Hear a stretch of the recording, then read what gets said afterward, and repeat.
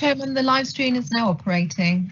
Great, thank you very, very much indeed, and good afternoon, everybody, and welcome to this virtual extraordinary meeting of the Constitution and Governance Committee.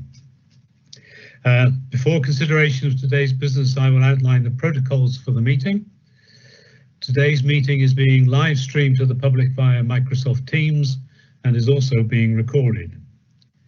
May I remind members and officers to introduce yourselves each time you speak and turn your video and microphone off when you have finished speaking. If the Council's live stream fails during the meeting and we cannot share the proceedings, I will adjourn the meeting so that access can be restored. If the issue cannot be resolved, I will halt the meeting and the remaining business will be concluded at a future date. If a member experiences a technical issue, I will adjourn for a short period to try to re-establish their connection. Members wishing to speak or ask a question should indicate by typing X in the chat box. As I call members to speak, I'll remind you to switch on your microphone. If for some reason you cannot be heard, the Democratic Governance Officer will advise you. Votes will be taken using a roll call procedure. The Democratic and Governance Officer will read out or display the recommendation and the names of the proposer and seconder, and will then call each committee member's name in turn. You should confirm your name and advise whether you vote in favour or against the recommendation, or whether you wish to abstain from the vote. The Democratic and Governance Officer will then count the votes and advise the result accordingly. Where a member has declared a non-registrable interest, a disclosable pecuniary interest, or an interest by virtue of any trade union membership in a matter, they must leave the virtual meeting. Their departure will be confirmed and they will be invited to rejoin the meeting at the appropriate time. We may well need a break depending on proceedings. If so, we will do that around 2:30 hopefully, but if we are efficient in our work, then that won't be necessary. Before we start today's business, I will ask Debbie Bolton, the Democratic and Governance Officer, to confirm member and officer attendance. Thank you, Debbie. Thank you, Chairman. I'll now call the committee members by name. Could you please confirm your name and your electoral division? Councillor Biggs. Dave Biggs, Campbell Treswithian. Thank you. Councillor Brown. Good morning. Malcolm Brown, St Austell, Bethel. Thank you. Councillor Eddy. Good afternoon, Martin Eddy representing St Clear Division. Thank you. Councillor Ecking-Smith has advised us that he is on another council meeting and will join us as soon as he's able to. Councillor French. Yes, Councillor Tom French, St Austell Bay Division. Hello. Councillor Pascoe. Yes, good morning, Councillor Pascoe, Lisgard West Ander Wars. Thank you. Councillor Pollard. John Pollard, Hale North. Councillor Towell. Kevin Town, Yuki Treferris. Councillor Wills. Paul Wills, St Cullen Major Electoral Division. Councillor Wood. John Wood, Roach Division. Thank you. And I'll also for the live stream advise of the officers who are on today's meeting. Melanie O'Sullivan, Service Director, Assurance and Monitoring Officer. Anita Siraby, Democratic Lead and Statutory Scrutiny Officer. Leah Musto-Shinton, Senior Corporate Governance Lawyer. Tracy Langley, Chief Operating Officer and Section 151 Officer. Mark Hewitt, Chief Fire Officer. Rachel Rotherow, Head of Commercial and Investment, Finance and Commercial Services. Sharon Hamilton, Shareholder, Strategy, Policy and Performance Manager. Debbie Bolton, Democratic and Services Officer. Richard Awkward is live streaming our meeting today, Chairman. Thank you. Great, thank you very much. Thank you, Debbie. So we go straight into the agenda, and the first one is apologies for absence. Any others than you've mentioned? No, Chairman. Great, thank you very much. Declarations of interest from the committee, please. Okay, I take that as none, and therefore if we go to the minutes of the extraordinary meeting held on the 22nd of February, pages 1 to 3, I will go through them quickly. If anybody has anything to raise, then I would welcome someone to propose that they're a true record of that meeting, please. So page 1, page 2, page 3. Do I have a proposer and a seconder, please? Happy to propose for you, Mr. Chairman. Thank you, Councillor Wills. And a seconder? I'll be happy to second, Chair. Thank you very much, Councillor Towell. We now go to a roll call. Thank you, Chairman.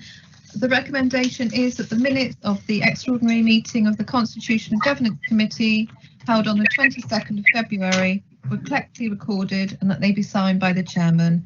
And that has been proposed by Councillor Wills and seconded by Councillor Towell. If I could go to the members, please. Councillor Biggs. It's Dave Biggs, 4. Thank you. Councillor Brown. 4. Councillor Eddy.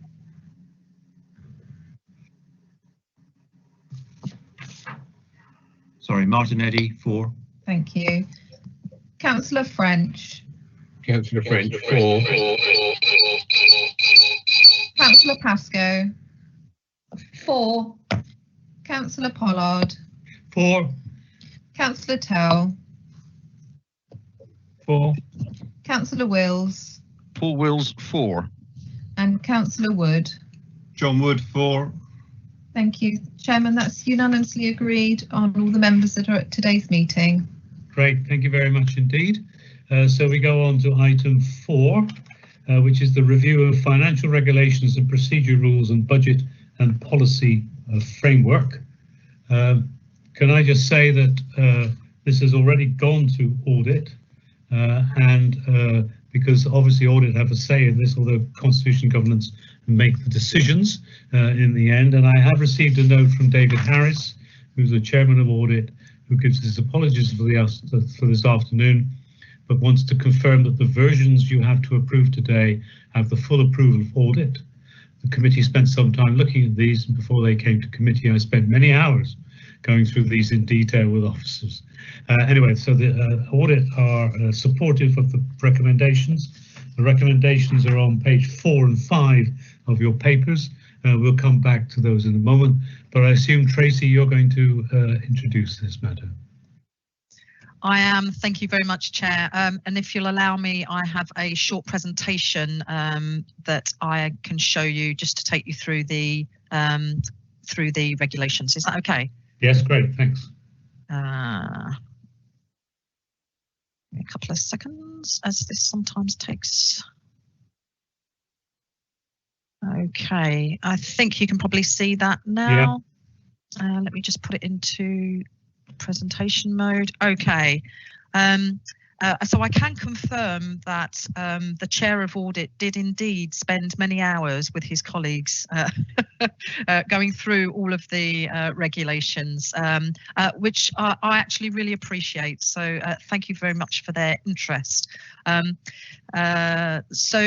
Just as a bit by way of a bit of background, so I've been here now over a year, and one of the things that I saw when I first got here was that the financial regulations were quite dense and quite difficult to understand if you were a sort of a lay person and you were just looking at them to see what it is that you're supposed to do. So one of the things that I asked my team to do was to look to refresh them and modernise them. And the financial regulations, from my perspective as the chief finance officer of the authority, is that I have a statutory duty to the council taxpayers of Cornwall to ensure that there is sound financial control in the organisation, and these financial regulations and the procedures that sit behind them are the way that I discharge that duty, and I give myself and B, all of you as members assurance that that we're spending our money in the right way. These are a really important set of procedures and regulations, and I understand that they can be a little bit dry, but what I need people to do is to read them and understand what their responsibility and their role is with regards to the financial regulations. So I need to make them as undry as possible, if that is at all possible. Moving on then. I'm just going to go through the journey that these have taken to get to where we are today with the final approval, and then just go through a little bit about what each of the different bits of the regulations are. So you have a report in front of you today which sets out much of the detail. And fundamentally what we're asking is to delegate to me as a Section 151 officer authority to approve any amendments which are either grammatical or administrative or reflect legislative changes that come through, which they do often, to the regulations, to the governance framework and the approvals process, and also to delegate to me as a Section 151 officer to approve those amendments to the financial procedure rules. The Audit Committee and the Constitution and Governance Committee, therefore, will be annually appraised of all of those amendments so that they can approve them. No proposed changes are being made to the budget and policy framework, which is a really important framework. And there are 5 changes to the versions published in the Audit Committee papers as they were discussed through audit, which have been incorporated into your pack. So the Audit Committee did approve the new financial regulations, the financial governance framework and the financial approvals process as set out in Appendix 1 and the financial procedure rules as set out in Appendix 2 in their meeting of the 29th of January. There are 5 changes, as I've already mentioned, and they are incorporated. We've also added the requirement that the Section 151 officer report annually any amendments to the financial procedure rules as set out in Appendix 2. And this has been set out in the recommendation today. So that's kind of the journey that we've been on to get to where we are today. So I just thought a couple of slides on actually what we're talking about here would be helpful for you. So what are the regulations themselves in sort of précis, if you like? So they're the financial standards that members or officers are expected to follow.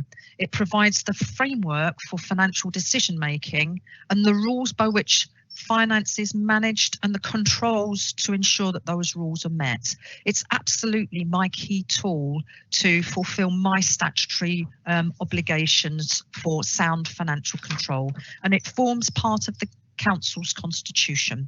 So people can't ignore them.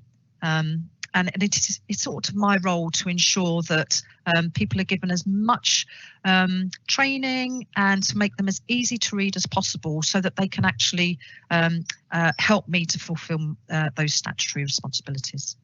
So this is the proposed framework for the regulatory framework. Sorry, lots of frameworks.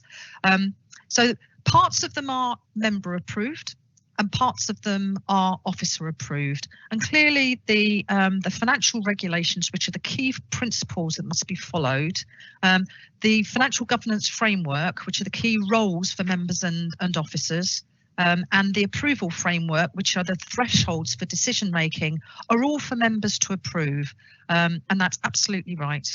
And then how we do that, the financial rules and the financial guidance, is actually and much of the detail about how we do that is my approval. And there's a clear delineation between the detail of the how and the what, which is absolutely right. So the financial regulations, it again forms part of the Council's constitution. They're the key principles, and it sets out the requirement for budget holders to provide an annual assurance statement to me, confirming that they've complied with the regulatory framework. And the FR, the Financial Regulation 19, makes very specific reference that the regulatory framework is applicable not only to staff members, but also to consultants or anyone acting in a temporary or interim basis on behalf of the Council.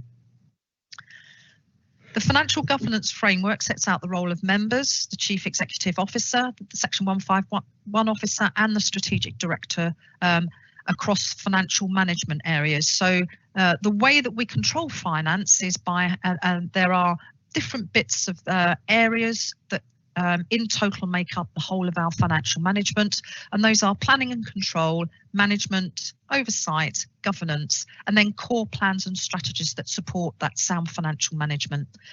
All of the directors are specifically named as strategic directors, oh, sorry, I've got something pop up and I need to get rid of it. We can confer on them the power, and it can be delegated to other authorised officers in accordance with the scheme of delegation which sits alongside of that. And the scheme of delegation gives us our delegated responsibilities. It allows us to do things up to certain levels, and once we get to that certain level, it then comes through the members arena. So financial approvals is what sets out those thresholds for the financial decisions. So we can only make decisions as officers up to a certain level, and then it has to go through the governance of members. And the reason we do that is because clearly it would be a ridiculous thing for members to have to make decisions about £5 or even £25,000 in the context that our organisation spends £1.1 billion a year. And it's what we're trying to do in the financial approvals now is to set it out in a tabular format, which is really easy to see. We are not changing any of the current approval limits. We're just presenting them in a better way for ease. The financial procedure rules, it's more detail which sets out the rules and the controls, and that's split into the different sections which you can see there. I'm not going to go through them, but there are standard financial controls in controlling the amount of expenditure that is expended and what we can spend that money on, and the budget. The budget that you have just approved at council is the kind of the Bible which we use to say what we spend our money on, and then these financial procedure rules give us the limits by which we can do that. The sections are then broken down into key subsections which explain what can be done and who can do it. The next steps, so full council need to approve these as well as they are intrinsically involved in ensuring that the regulations are complied with. And that was all I was going to say, Chair. Over to you. That's great, Tracy. Very clear. Thank you very much indeed.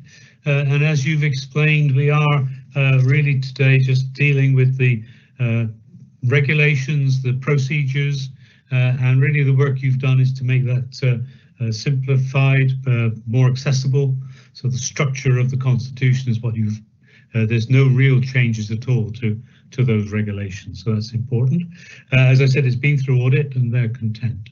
So the recommendations are on page 4 and 5. I won't read them for the moment, but any comments from committee or visitors, please? Guests.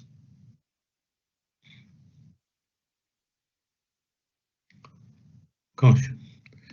Philip, as the Vice Chair of Audit. Yes, hello Tracy. Hello everybody. Hello. I picked up your opening remarks, which I think you used when you spoke to us at committee about these new financial regulations. And it's fundamentally that the existing regulations are very difficult to understand, particularly to a lay person. And the whole approach you've adopted has been to try to remove that complexity, open it up a little bit more to better understanding, and as you said, to be as undry as possible. I discussed this with you at the away day we had on the 9th of January, and I was suggesting that we put in a glossary or definition of terms to assist us in, as you've described it, making it a lot easier to read and understand these regulations. That doesn't appear to have happened, and the minutes of that meeting do make a note about the fact that it was considered but decided that it wasn't going to be appropriate because there was sufficient definition within the body of the document. But if I just take something like best value, for example, a concept that is really quite difficult to understand, and it's referred to in the new regulations. Just using that as an example, it's obviously an obligation we have to achieve in all that we do under the Local Government Act 1999, but most people don't know what that means. For example, again, I asked what we meant by the term council policy, and it took 2 lawyers to pick up the fact that we need to refer to Article 4 of the Constitution, which of course covers a whole range of policy issues.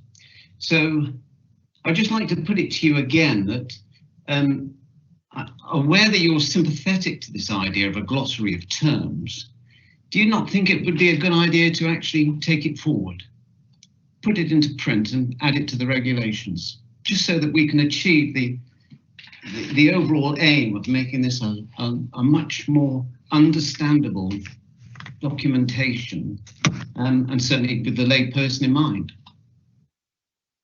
Thank you, Philip. Tracy? I can see that Leah Shinton-Musto has got her hand up. Sorry, so yeah. if I can ask her to come in first, because she'll probably be much more articulate than me. Thank you, Leah. Hi. I just wanted to raise the issue that this was also discussed at Audit Committee. And my understanding from those discussions were that we were looking at getting these documents approved as drafted, that we weren't close to the idea of a definition section, but it would be something that we would consider progressing moving forwards. But it wasn't something we were looking to implement prior to approval this time around. Yes, I was actually at that Audit Committee as the Vice Chair of the Audit Committee. And my understanding was that this would be put to the to this committee to consider. Well, clearly it wasn't, Philip, and you know, obviously as the Audit Committee, that David Harris, the chairman, didn't make that comment to me either. So I take your point entirely. I think, as far as I'm concerned, the officers have responded. They will keep considering it. It's obviously not a small task, as you explained already. And in terms of glossary of terms, some of them are definitions, as you say, council policy and so on, which may not be simple. I think there isn't a matter at the moment of the amount of material that's going to full council to at this point, in my mind. But if any member of the committee wants to take up your point, then they're obviously free to do so and can make a recommendation or a proposal or an amendment. Okay, so thanks for raising it. Thank you, Philip. Could I just come back with just one last point on this? The Local Government Association have issued a document called a Councillor's Workbook on Local Government Finance. And that mouthy document actually is very helpful because it does contain some of the glossary of terms which we, and I see Tracy's nodding head, she knows the document, which does contain some very helpful definitions. And I actually use it from time to time when I'm talking to constituents and business people who are questioning about how the regulations work. So just one last point there, that if it's good enough for the Local Government Association to use a glossary of terms, can we? Well, we can always refer them to that document, can't we? And save us the task. Okay, I think I had I've just opened up my chat box. Sorry, which I should have done ago.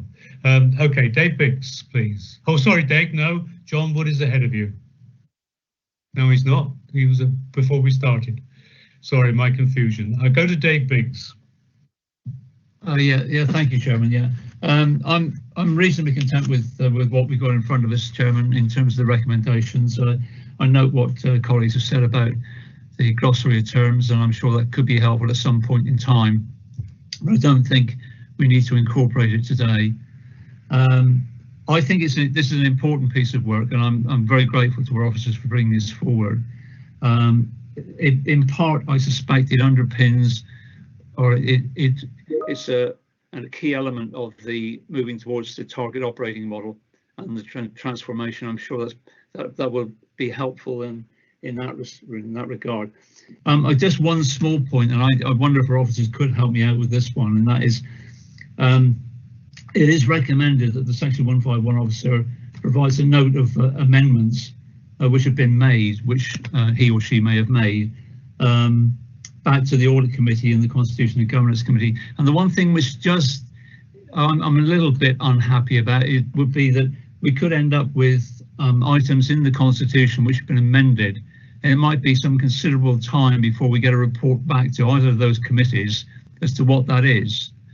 And I'm a little bit uneasy about that. And I wonder if we could actually if our officers could come forward with some recommendation as to how we could get around that one. I wonder, for instance, if it's possible to say that where there have been amendments to to any of these, the financial procedure rules, whether those, as soon as those amendments have been made, that they're reported to the next available audit and C&G meeting, rather than just say it's on an annual basis. I don't know what their view on that would be.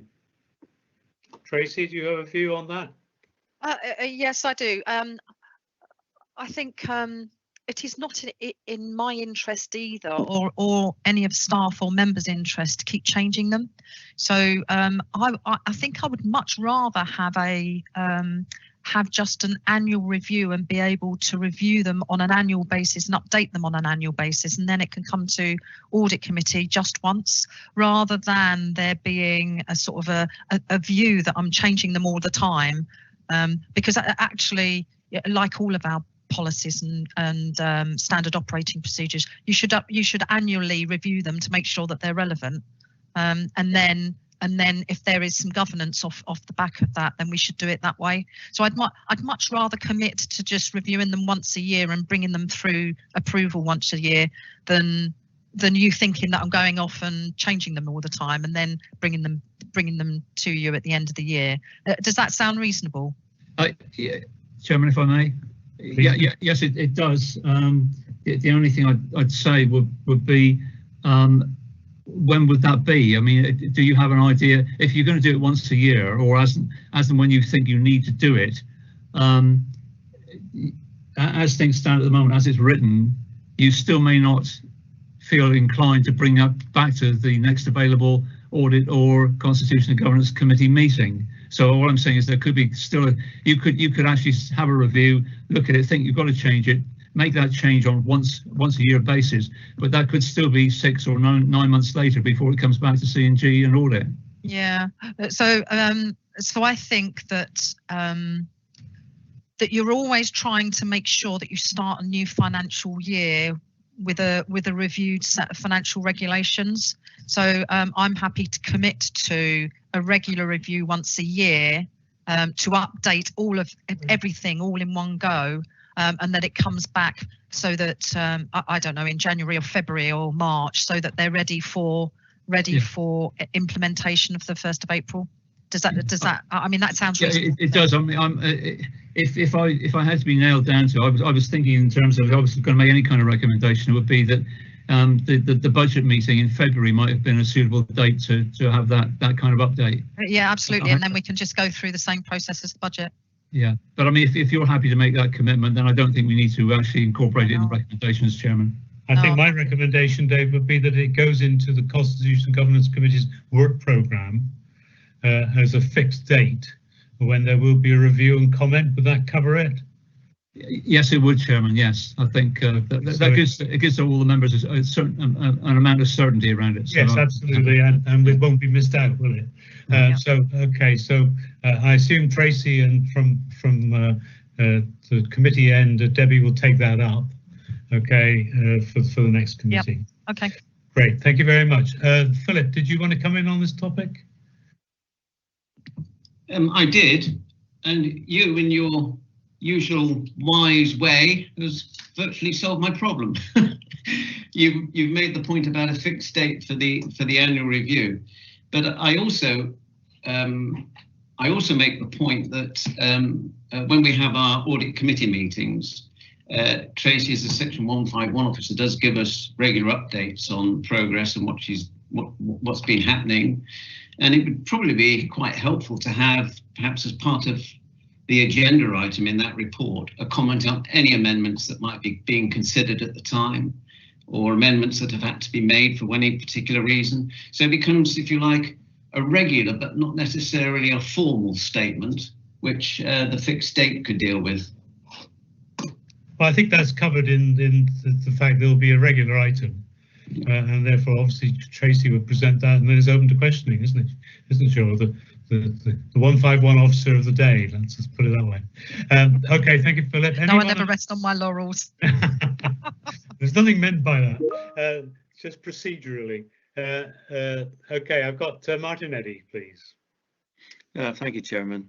Tracy, we a bit later on in the agenda, we're looking at the informal investment programme panel, and obviously that looks their terms of reference have got to be looked at. Is there anything within these regulations that would help shape those terms of reference? Not necessarily on this item, Chairman, but I thought with no, on the agenda. I'll allow it. Councillor Eddy, good move.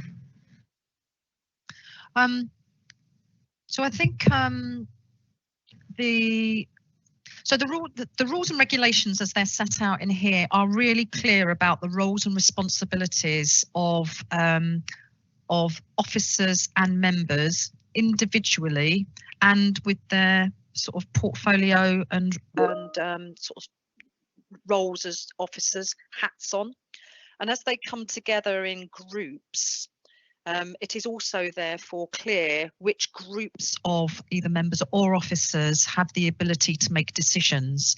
IIPP is an interesting one, isn't it? And I think what we're trying to do with IIPP is to give members the thing that members want, which is the ability to be able to advise around the investment programme. But in consideration of the fact that there are no decision-making actions that come from that. And what we're trying to do with the financial regulations is make sure that it's really clear who has decision-making responsibility for amounts of money. IIPP is an advisory. And what we're trying to do is make sure that it remains advisory because the decision-making process for investment is already clear. Does that make sense? Martin, you okay? Yeah, so it sets bounds over which the IIPP cannot step. Yes, thank you. Very useful. Yep, thank you very much. Leah.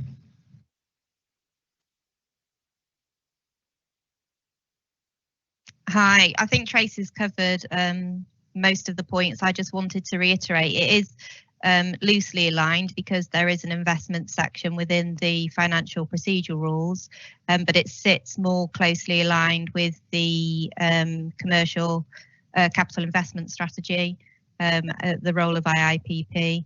But I think Tracy covered all the other salient points. Thanks. Okay, thank you very much. Let's not get deflected any further. We have recommendations to full council on page 4 and 5.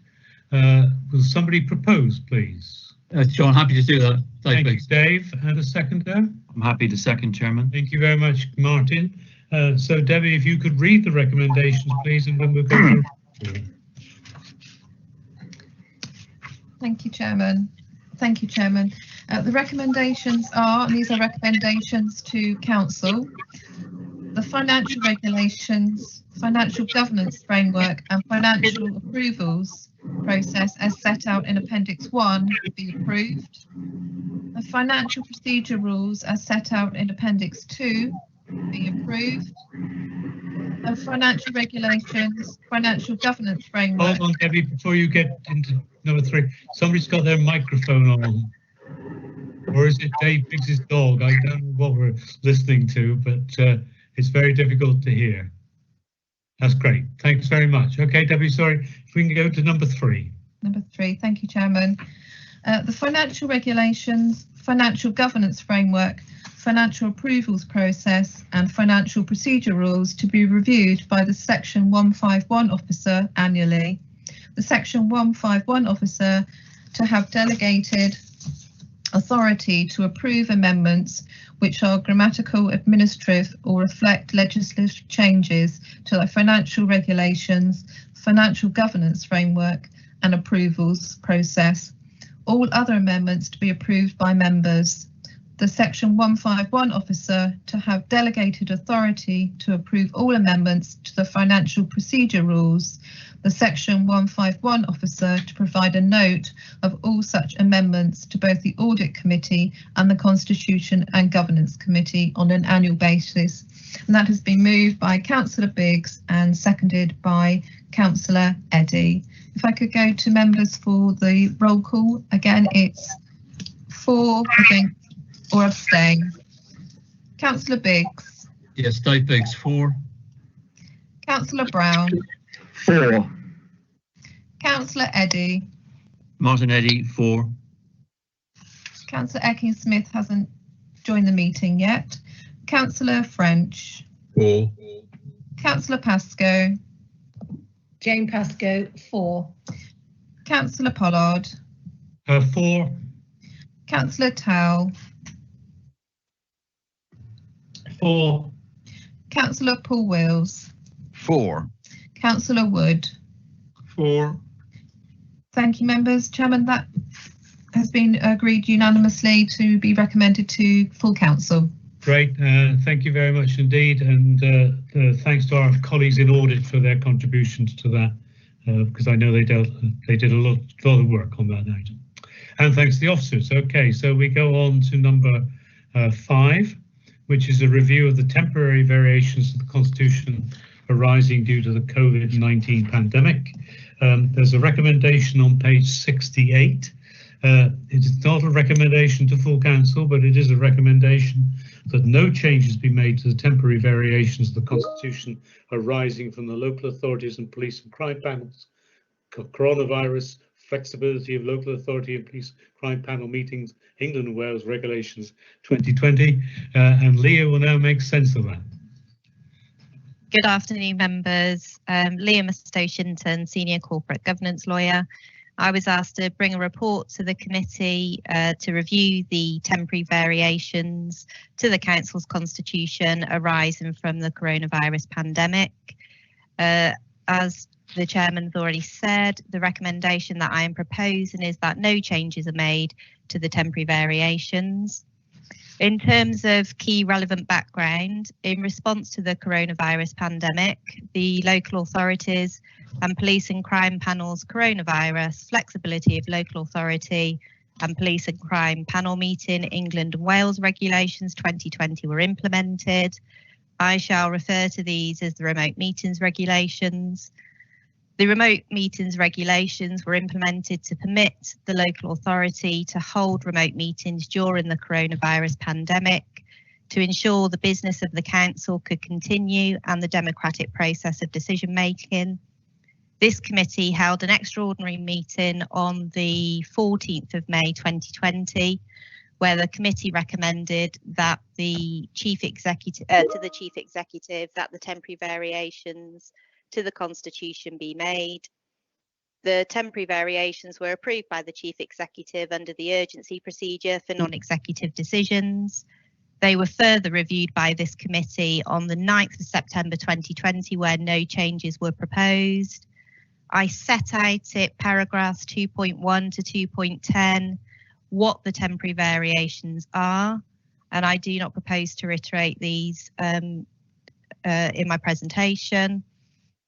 At the current time, central government have indicated that they will not be extending the remote meetings regulations beyond the 6th of May 2021, and we still do not know if and when other primary legislation may be made and implemented to enable remote meetings to take place. Due to the above, lawyers in local government and the Association of Democratic Services Officers and Hertfordshire County Council have instructed Council to issue proceedings in the High Court for a declaratory judgment to enable remote meetings to take place within existing legislation, namely the Local Government Act 1972. It's proposed, therefore, that the temporary variations continue for as long as the remote meetings regulations or a similar replacement is in place, with an early review being undertaken in the new administration. If no provision is made for the continuation of remote meetings or new legislation is implemented which is not similar to the remote meetings regulations, it may be necessary to call an extraordinary meeting of this committee for a further review. Any questions? Thank you very much indeed, Leah. heaven forfend, we need another extraordinary meeting, but if we do, then we'll obviously fulfil our duties. Malcolm Brown. Yes, I think these are very sensible recommendations.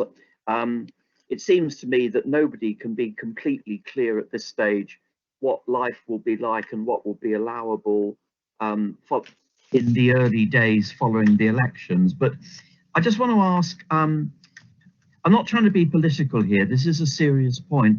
I just don't understand why the government can't say what they are going to do. They don't necessarily have to do it today, they just have to give us certainty that it will be legal for virtual meetings or hybrid meetings to take place. And I would have thought that's logical to give local authorities the flexibility that they may need after the elections. Now, we've been told about the legal action which is being taken, and I welcome that. But is there anything, Chairman or officers, that you think as a committee we ought to be recommending to Council that they ought to be doing to follow that up? Because I would certainly want it to be very clear to the government and to the public that Cornwall Council, regards everybody's safety as its primary concern at the moment, and that virtual meetings may well be necessary, but they may well be desirable anyway, even after there is a return to whatever the new normal is. So I'm just asking that as a question. Okay, I mean, my view is that we should get clarity from the government. They could solve it at a stroke, as you say, with a number of options. So Leah, any intelligence on why they're not doing that, or opinion? We really have no intelligence on why we haven't been given clarity, hence the legal proceedings which have been issued, which obviously aren't issued lightly, and if we had been provided with clarity they would be unnecessary. I wonder if maybe the issue over elections and getting all that in place and right might have delayed them considering remote meetings, but I really don't know. In terms of Councillor Brown's point, I think that the leader's letter, which is attached as appendix to my report, does cover those issues. So as a council, we have made representations to the Secretary of State in terms of what we see as the benefit of the continuation of remote meetings, even beyond the coronavirus pandemic. Okay, Melanie put a hand up. Has that covered your point, Melanie, or Mel, do you want to come in? Yeah, so good afternoon, Chairman. Melanie O'Sullivan, Service Director for Assurance and Monitoring Officer. It was merely to make the point that we have confirmed Cornwall Council's position to government on this issue, and that is in your papers, as you will see today. And just to concur with the view of my colleague there, that we're not clear on this. I expect a shift. There is national pressure in relation to this. This just isn't a Cornwall Council issue being highlighted, and I hope for a shift. But clearly, until we get one, it's our duty to you to confirm what the current position is. Thank you, Mel. Well, they shifted on canvassing, didn't they? So hopefully they'll get round to this one in due course. Councillor Biggs. Yeah, thank you, Chairman. I hope you're not expecting intelligence from me on this issue. Just wisdom. I'm not sure we get that either. I do agree with Councillor Brown that this issue is within the gift of government, obviously, and why they haven't brought it forward, I can't. I can only speculate. I understand that they're saying that there's no time for primary legislation. It would require primary legislation. That may well be the case. I don't know, but it does look like we can't do anything until we get some kind of legal shift on this. Now, I did take the opportunity this morning to speak to a colleague in Hertfordshire, because Hertfordshire are a co-party with the lawyers in local government and the ADSO. They told me that they're intending to apply to the High Court either today or tomorrow. They've asked for an expedited judgment on it, but they've got no idea when that judgment will come. and also for what it's worth, Chairman, they think that there's only about a 50-50 chance that they'll be successful anyway. So that leaves us no further forward, frankly. But all we can do is just sit and wait and monitor the situation. The letter has gone from the leader and from the chief executive. I don't think there's any more that we can do at this point. So we're stuck with what we've got. I can't say I'm entirely happy with the situation. There are aspects of it I don't particularly like, but we have a functioning democratic system. So I think all we can do is at the moment is just say we'll wait and see. I don't see what else we can do, Chairman. Thank you. Okay, great. Mel, did you want to come back in at this point? Yeah, thank you, Chairman. I think I just wanted to raise the point that in terms of the merits of the case, of course, that's a confidential matter between all of those parties involved, and I wouldn't want that to be confirmed as us advising on the merits of that case.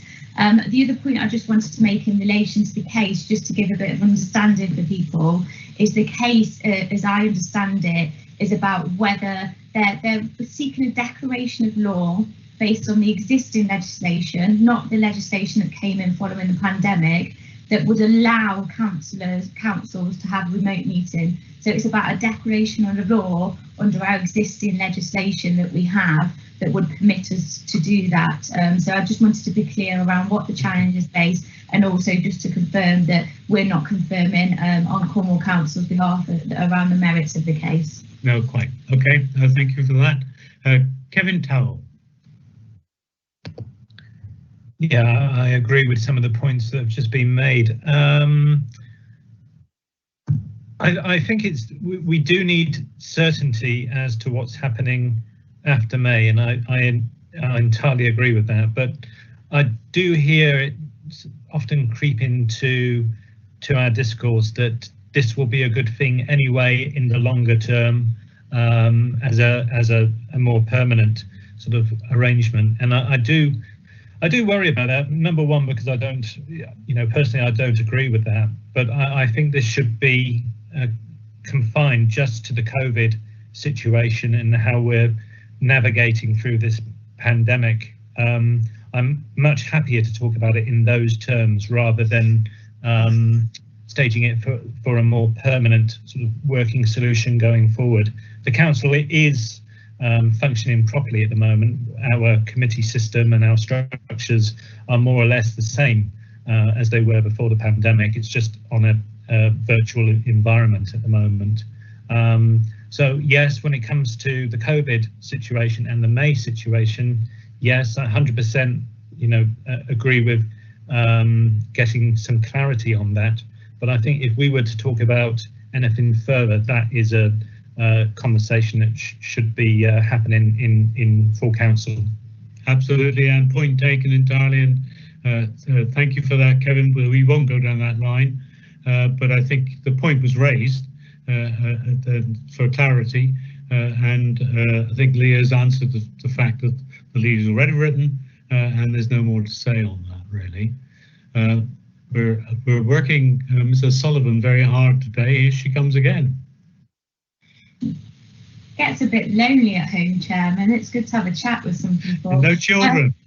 Yeah, no children, that's what it is. So I just really wanted to say that we are engaging with group leaders as well around the future provision in relation to meetings, and of course we are working on a hybrid solution option as well going forward. So I just wanted to make members aware that there's a lot of work going on with group leaders, and hopefully you're getting those briefings following those group leading sessions. If not, then we're happy to do further communications around that.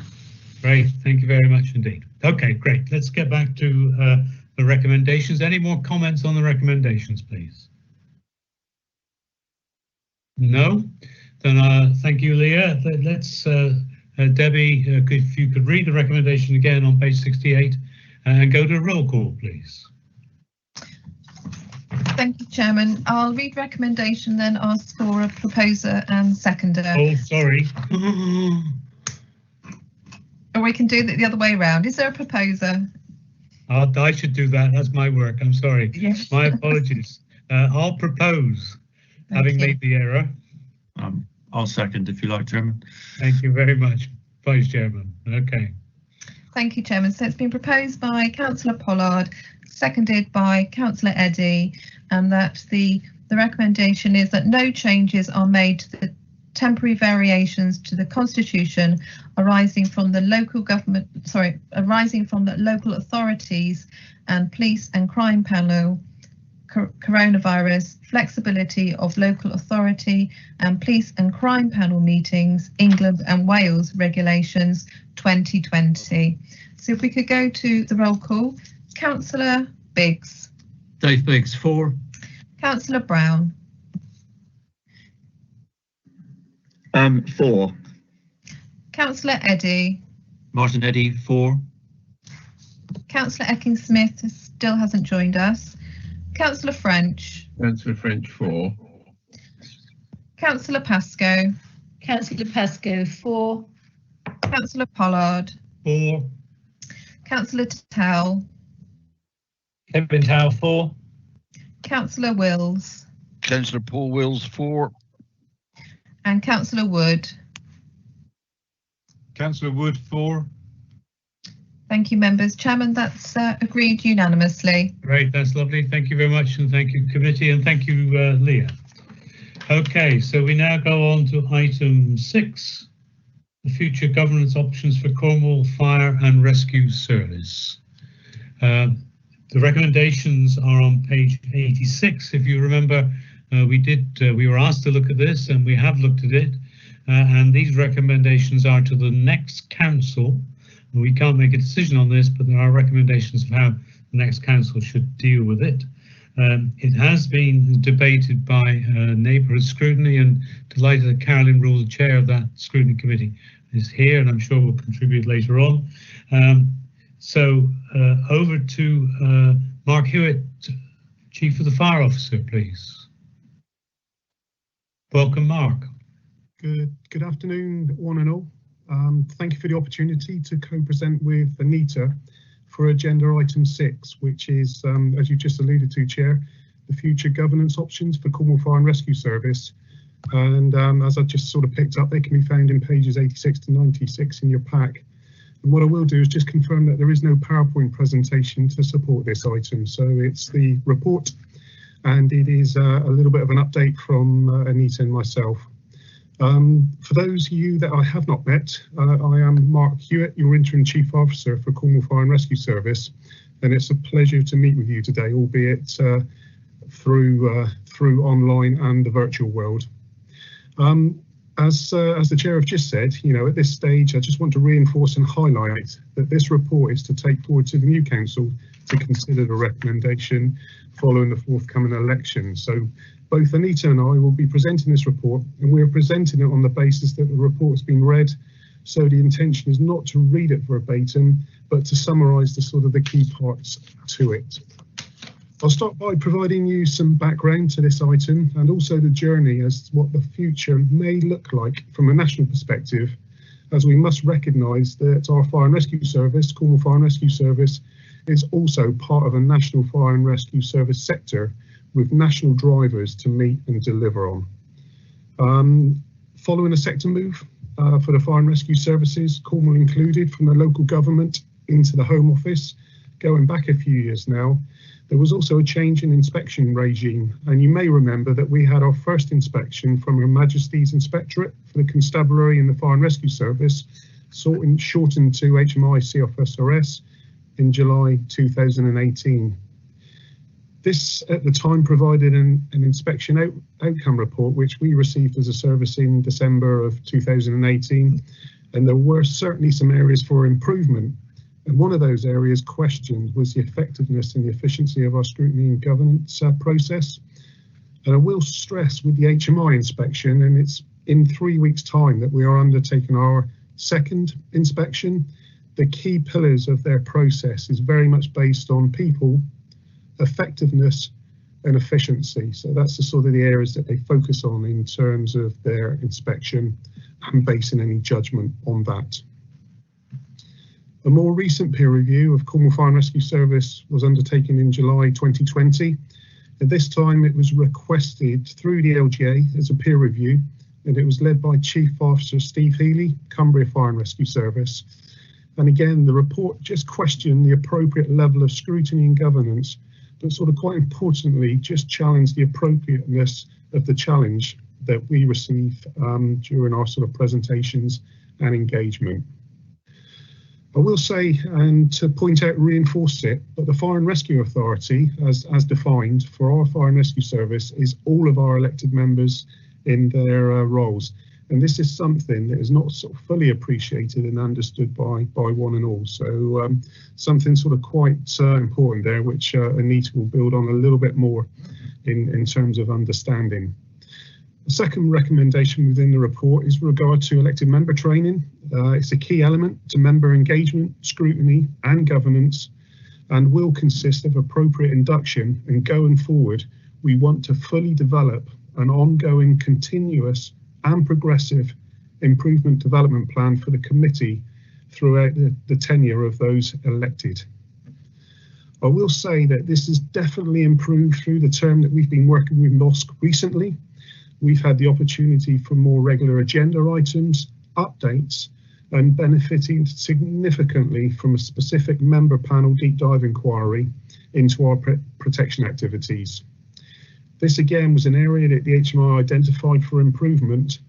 The deep dive inquiry, it did take time, it took commitment, but it did provide the level and challenge that we need to be able to demonstrate that our service decision making is risk-based and proportionate and responds to the areas of performance that require improvement. So just not in the report, but I just want to touch a little bit on the future. And I think it's important to understand that some additional context in terms of that focus. We recognise, we're seeing it now more than any other time in terms of reform, that there is a lot of pace building at the national level. So Tom Windsor has recently laid out his dates for achievement of recommendations following the inspection of all fire and rescue services in a report titled The State of the Fire. We're in a position now where we very much need to be measured against the national progress as well as that of local measures and performance. And that's where we need more understanding and knowledge is required to shape and challenge Cornwall's direction. And we believe this is only achieved through a robust induction process, the ongoing member development programme, and that commitment to keep current and engaged on the national scene. So from my perspective, Chair, if I can hand over to Anita now to add a little bit more around the sort of the corporate parroting and some associated items there. Thank you. Great, thank you, Mark. Thank you, Chairman. Anita Searby, Democratic Lead. I'm just going to touch on the governance elements of the report. So you'll see in the report at paragraph 2.4.2 that Cornwall Council's a unique situation because it's the only unitary council with a fire and rescue service. So it's useful for members to think about that when they're thinking about the future. Paragraph 2.4.3 sets out how this council currently engages in respect to the fire and rescue service. So it's through Cabinet and Council, Cabinet member, the Scrutiny Committee, all member briefings and member induction and development.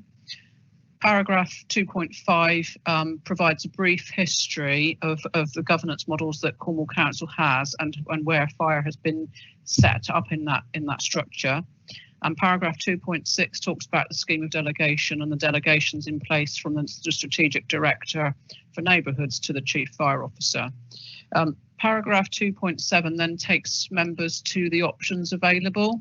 So there are three options as we see it. The first is to retain the status quo into the new council, with the Neighbourhoods Overview and Scrutiny Committee continuing to prioritise fire issues as it currently does, recognising that the committee will be reduced from 15 members to 11 because of the reduced council size following the election. The second option, which is our preferred option, is potentially for this committee to recommend to the new Constitution and Governance Committee post-election that it considers establishing a subcommittee for the reasons set out in paragraph 2.7.2. There are clearly some issues that the new council would need to consider in that respect, and those are set out in that paragraph as well. And in paragraph 2.7.3, we refer to potentially setting up a separate member group. That's not our preferred option because we had this sort of model previously, and it did cause confusion in terms of what its role, remit and reporting arrangements were. What I do want to provide assurance to members is that in terms of the actual induction and development, irrespective of which governance model the council ultimately chooses, a lot of work is currently going in to do in respect of member induction and development. And anyone who knows me long enough knows that one of the things that I've been determined about for a long time is how the council responds to its corporate responsibilities.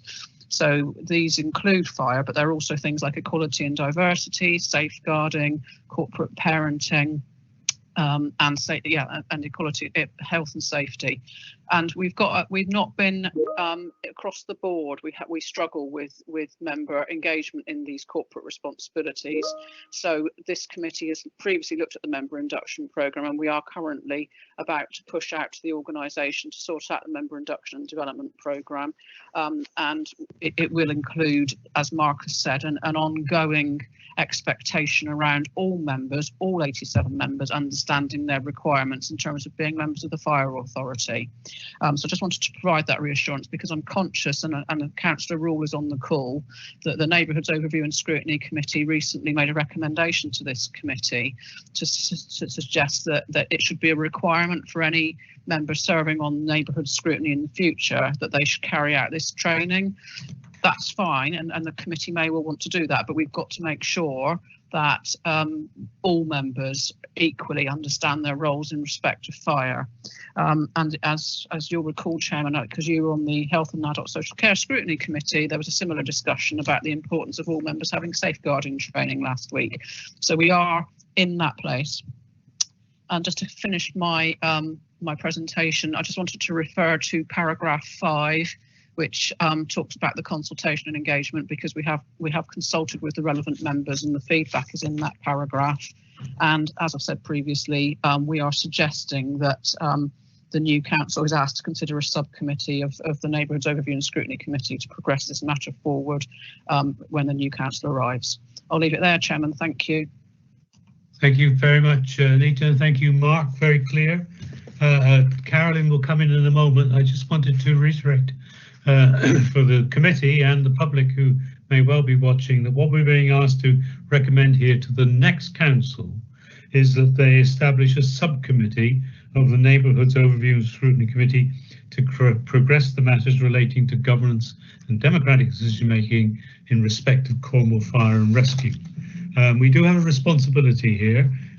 Obviously the HMI report highlighted the need for us for a review, internal review. This is part of that, and therefore we have a responsibility to show them that we've acted in good faith on their report and are now making recommendations to the next council. But we need to understand that the next council can ignore that if that's their wish, but they would have to consider it. And in terms of corporate responsibilities, I endorse entirely what Anita just said of the need for continued training for members on their corporate responsibilities, because in terms of safeguarding and parenting and so on, we've not quite cracked it. And I think we need to be assured that we can crack it in terms of people's understanding of each member's responsibility for fire. But obviously the creation of a subcommittee that would be part of their commitment as well. I say, Carolyn, welcome to Carolyn, Chairman of the Neighbourhood Scrutiny, who, as Anita's just said, have been dealing with this up to now and have always made it a priority, Carolyn, I understand, in terms of your work. So we welcome your comments, please.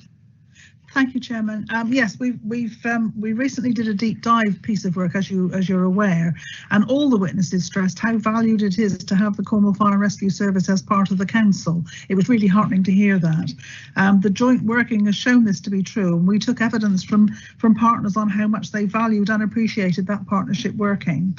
COVID has brought this to the fore. This Cornwall Fire and Rescue Service have been so involved, their involvement in all aspects, from driving ambulances to collecting PPE and food parcels. So just to sort of as a bit of a preamble, as far as this actual item we're talking about now, NOSC has always taken the scrutiny role very seriously, and indeed the value of scrutiny being able to require witnesses has proved helpful to attend to our meetings to answer questions. As you've already said, all 123 of us are part of the Fire Authority, but the 15 on NOSC take the lead on this on behalf of our colleagues, really.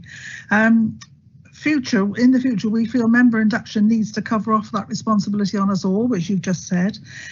If a subcommittee were to be set up, which I'm not sure about because I think that the full committee are that interested and would like to continue to be the ones involved.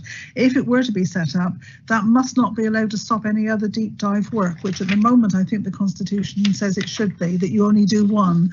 If you take on one subcommittee, that's it. You're not allowed to do any others. And to me, that would be totally wrong, and it would stifle the work of NOSC to a level that it doesn't need to be. When Anita said about our recommendations, we accepted that we can't require the future council to take on membership, that they can't be on NOSC unless they've had the required training. But we can advise, and that's what we did. We advised that NOSC membership should be a deeper training than the main membership of the council, because it's not like planning or licensing where they're quasi-judicial and that you have to have done the training. We're not allowed to do that, I don't think, for NOSC, but we did say that it was advisory that those people that sit on NOSC should have that little bit extra understanding. Coming to the recommendations you're looking at today, if I may, Chair, I personally would prefer to retain the status quo because I feel NOSC is actually doing the job well, and we do devote a lot of our time to the Fire Authority and to their needs, and there's the scrutiny roles that they need us to take. If you if you decide to recommend setting up a subcommittee, then please can you make sure it doesn't negate us being able to do any other work, because it would stifle the working of NOSC. Setting up a separate group, I don't agree with. We've tried that before, and we've just recently, with the farms panel, for instance, that was disbanded because it was felt it wasn't working properly, and it doubled up on work that was being done by an official committee. So I'm like Anita on that one. I think really that one, if I may, shouldn't be taken much notice of. Hopefully that's helpful, but I'll answer any questions if you need me to. Very welcome, Carolyn. Thank you very much indeed.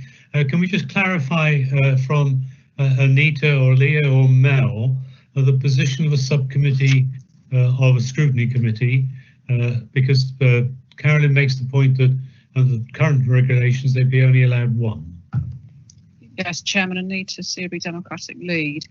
Yeah, you'll see from the recommendation around the subcommittee that one of the things we'd be asking the new council to consider would be terms of reference, size of subcommittee and its core, and delegation of authority and reporting arrangements, interaction with the portfolio holder, frequency of meetings, and its potential impacts on the parent committee in relating to undertaking its remit. That would be something that the new council would need to consider. Council rule is referring to the overview and scrutiny protocol, which refers to a one-in, one-out approach in terms of inquiries. So what we would need to be doing is the new council would need to understand the implications and the resourcing and the frequency of meetings and how that might impact on the wider remit of the committee. So that would be something that the new council would need to consider and make accommodation for if it was to progress with this proposal. Thank you, Chairman. Carolyn, do you want to come back on that? Because obviously the protection of the work of the committee is important to you and to all of us.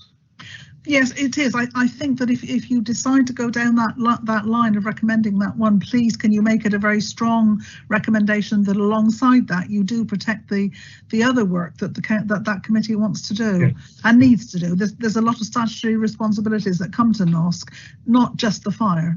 Although we do tend to prioritise the fire, I know. Sure. And thanks for that. And I think that's an important point that we all need to consider. That by having a subcommittee, they can become experts, if you like, or more expert on the topic in that way, but it shouldn't change the ability of the mother committee to operate in other ways. Okay, so I have Paul Wills, please. Thank you, Mr. Chairman, and thank you very much to the Chief Fire Officer and to Anita. I found that most informative. As they were talking, I was jotting down a number of questions. The first one I would like to put to the Chief Fire Officer, and the second one possibly to Anita.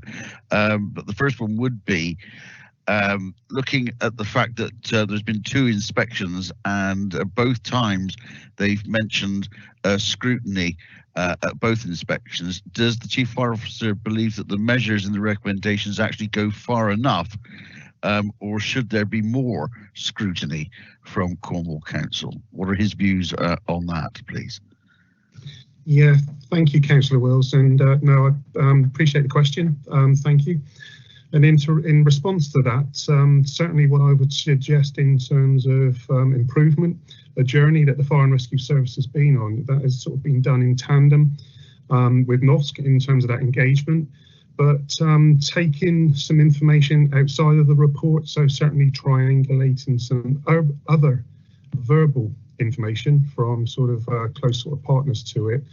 I think there is an opportunity for us to further develop that more detail, that more challenge, to make sure that what we are presenting, you know, isn't just the word of Cornwall Fire and Rescue Service. So it is very much around that sort of deeper knowledge in some areas of actually, you know, in a comparator, how are we sort of comparing against Gloucestershire Fire and Rescue Service, for example. So, yeah, what we're sort of suggesting is that, you know, just more understanding, more knowledge to be able to provide us more challenge that actually what we are presenting is, you know, is as accurate that it can be. Thanks for that, Mark. And my second question to Anita, obviously with the council reducing in number of councillors, as pointed out there will only be 11 members, full members of NOSC post May 2021. So a subgroup would probably consist of, well, how many members? Is it a third, 2/3? I think that would be interesting for members to know. And then I'd just like to sum up, Mr. Chairman, if I may. Certainly. Thank you, Chairman. Anita Searby, Democratic Lead. Yeah, in the report, Councillor Wills, you'll see that we're suggesting that a subcommittee might be 5 members. If obviously that would have to be something that the new council would consider. A subcommittee of 3 seems too small, and you'd have issues around the quorum. Any more than 5 and you're venturing into full committee territory. So we thought 5 seemed to be the right balance in that respect, which is what the suggestion is. But obviously it'd be a matter for the new council to finalise. Thank you, Chairman. Thank you, Anita. That's made things much clearer. And having listened to both sides, and also to the chair of the committee of NOSC, Mr. Chairman, I'm of the view that I agree with what Councillor Rule has said, and I would be in favour of keeping things as they are, maintaining the status quo. I think that 5 members, possibly even 6, you'd have to have a reserve, I suppose. It's too small a group of councillors to be able to make those really key decisions regarding what is, after all, you know, a wonderful service here in our county, and one that we're all appreciative of, but does take up an enormous slice of Cornwall Council's budget. Can we, thank you, Councillor Wills. Can somebody just talk a little bit about what Paul's just said in terms of decision making? I mean, scrutiny committees don't make decisions, do they? Yes, Chairman, Anita Searby, I put my cross in the box to pick Sorry, up okay, on that point. Right. Yeah, so in this, whatever the arrangement would be, the scrutiny committee would not be making decisions. It's not a decision-making body. It would be making recommendations to the decision maker, whether that was the cabinet, the individual cabinet member, or the strategic director. So it wouldn't be making decisions. My apologies. I think I got my words slightly mixed up there. What I meant was scrutiny rather than decisions. And I apologise for that, Mr. Chairman. No, don't apologise. I apologise for picking up on it. I just think it's an fair enough. I just think it's an interesting point, isn't it? Okay, I've got Carolyn waiting to come in, but Carolyn, with your permission, I'm going to leave you for a bit because other people are going to make comments, and then I'll bring you back in if that's okay with you. And so on my list, I think I go to Malcolm Brown. Yes, first, I'm pleased to see Councillor Wills has gone back to school, and I hope he's finding that beneficial.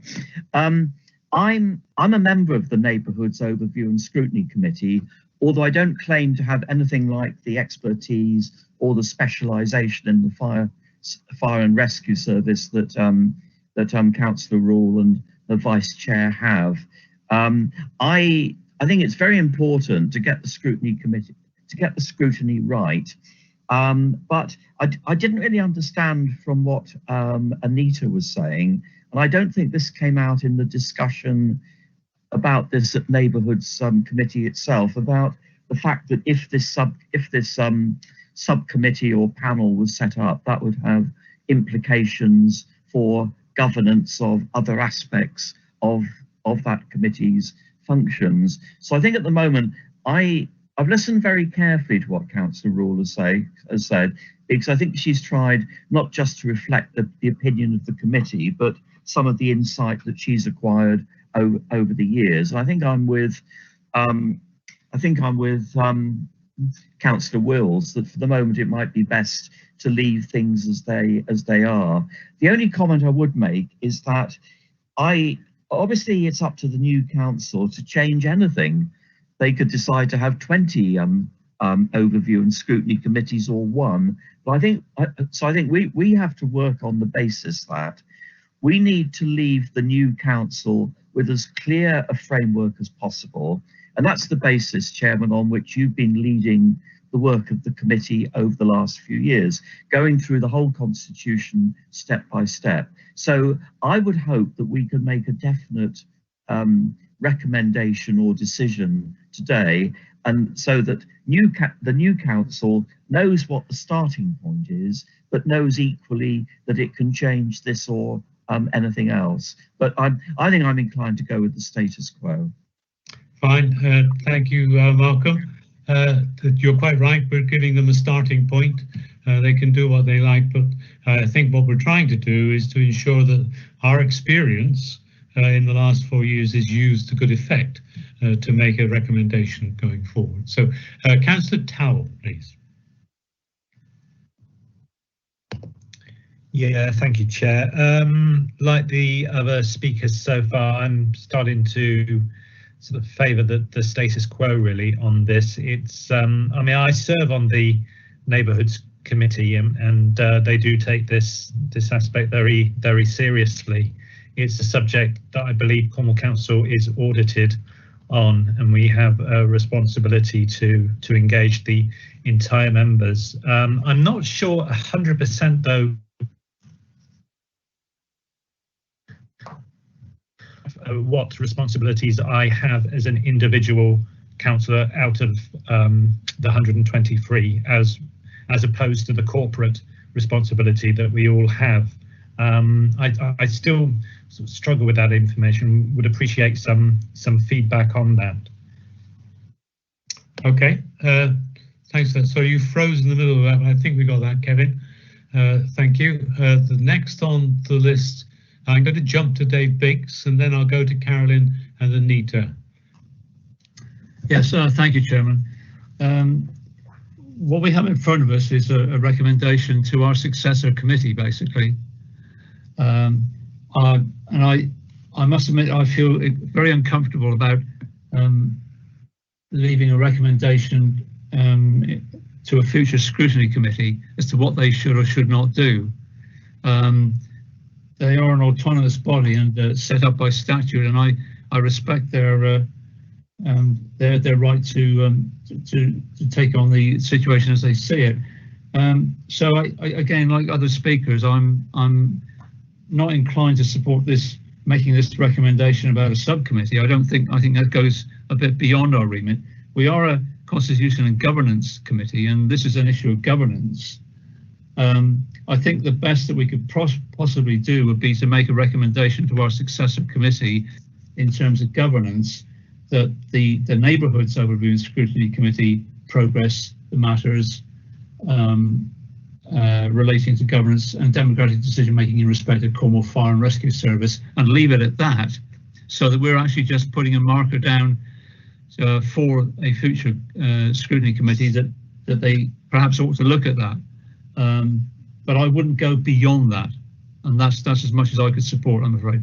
Okay, thank you for that, and I think that is useful, because part of the exercise, and it's a serious exercise, is that we are responding to the HMI report, and therefore, you know, that the least we should do is to recommend to the next neighbourhood scrutiny that they look at this in detail and come up with the best operating model.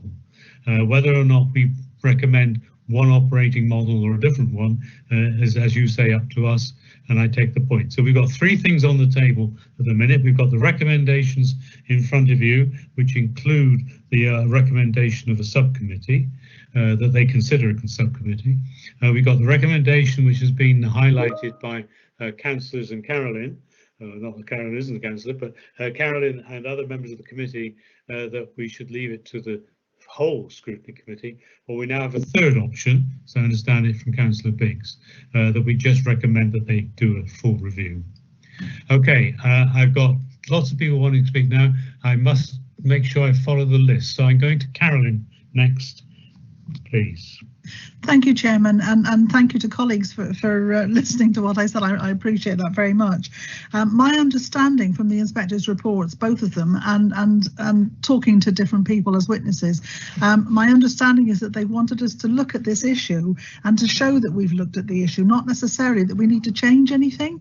I think it's just almost tick in the box is the wrong, it makes it too little, but it's sort of like that. It's just to show that we've given due regard to what they said. They asked the question, were we doing enough scrutiny? And if we say that we didn't think we were to start with, but we think we are now, and that's why we did the deep dive inquiry and all this sort of thing. It's just to show that we've given due regard to it. And I still stand by what I said earlier on. So hopefully that will be of assistance to colleagues. The inspectors, I think, as long as we show that we've listened to what they've said and we've looked at our practices, and we think that they're okay, I think they would be happy with that, just to know that we have looked at it. Sorry, I'm waffling. Thank you. Wouldn't suggest that at all, Carolyn. Okay, so Anita next, please. Thank you, Chairman. Anita CB Democratic Services. I wanted to respond to a couple of points that have been made during the meeting and then defer one to Mark, the Chief Fire Officer. So Councillor Brown was seeking clarity about what the impact might be on the committee work programme. So if a subcommittee structure was set up, there may be implications in terms of resourcing for other areas of the committee's work. The overview and scrutiny protocol says that currently says that if there is an inquiry taking place, it's on the basis of you can only do one at a time. So it might have an impact on wider remit of the committee in terms of other areas of work that it might want to do. That would be something that the new council would have to look at that point. And I think the other point that I'd like to come back on in terms is Councillor Biggs's point around the role of the Overview and Scrutiny Committee itself to see how it takes forward this work. Councillor Biggs is absolutely right. So when the new council meets, each of the scrutiny committees will meet to decide its work programme. And at that point, it may decide that it wants to set up a subcommittee, and there's already a constitutional provision to enable that to do that if it's so wished. So there is already a mechanism in the constitution if it wished to do that, to set that up. We've brought this report obviously because the HMI feedback, and we wanted to make sure that members were aware and had the opportunity to comment and potentially to make that recommendation. So I just wanted to clarify those points. If there is a view that the status quo be maintained, then we wouldn't need to make a recommendation to the new council, as is set out in the report. But obviously the new committee could decide to look at it again at that point, and should there be any constitutional or governance implications of that, it could come back to the new version of your committee. I hope, I'm not sure that's very succinct. I hope everyone understands, but I think it would be useful, Chairman, if you would bring in the Chief Fire Officer to speak on the kind of on Councillor Towell's point about fire authority responsibilities and what that means. Okay. Thank you, Chairman. Okay, Mark, thank you. Yes, thank you, and thank you, Councillor Towell. I guess certainly not as a frightener, but I think it would be worth sort of reflecting back to a scenario where we had the Penhallow fire and the tragic incident that occurred in Newquay. And it's sort of very much on the basis of the inquiry that took place and in terms of the responsibility of that type of incident. So very much in terms of sort of role of the fire authority. Yes, I am in place as the Chief Officer to make those sort of professional decisions and bring forward recommendations. but ultimately, you know, anything in terms of how the service is delivered, how in terms the service is resourced, financed, ultimately sits with the Fire and Rescue Authority members.